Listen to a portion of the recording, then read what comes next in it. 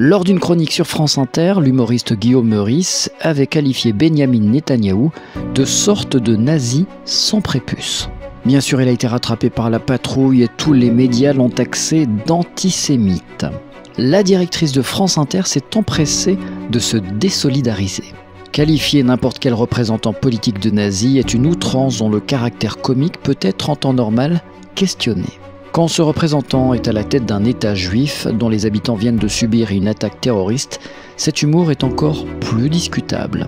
Alors petite rectification, ce n'est pas n'importe quel représentant politique, c'est bien un représentant d'un parti d'extrême droite avec des mots très durs envers la population palestinienne.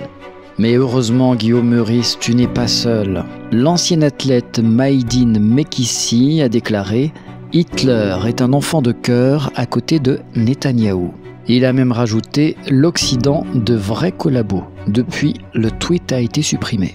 Le maire de Reims, Arnaud Robinet, a par exemple tweeté et dire que cet individu a porté le maillot de l'équipe de France. J'ai honte pour notre ville, quel naufrage. Mais il y a mieux, ou pire, ça dépend du camp. L'ambassade de Cuba en France compare les soldats israéliens aux nazis. Bien sûr, ça va provoquer l'indignation de la France. Face à l'intensification des bombardements israéliens sur Gaza, la Bolivie rompt ses relations avec Israël, le Chili et la Colombie rappellent leurs ambassadeurs. Et en parlant d'ambassadeurs, celui d'Israël a été expulsé de l'Assemblée il y a quelques jours. Pour rappel, le voici en photo, Gilad Erdan avec une étoile jaune sur le costume. Cette analogie avec la période de la Shoah a créé un malaise en Israël.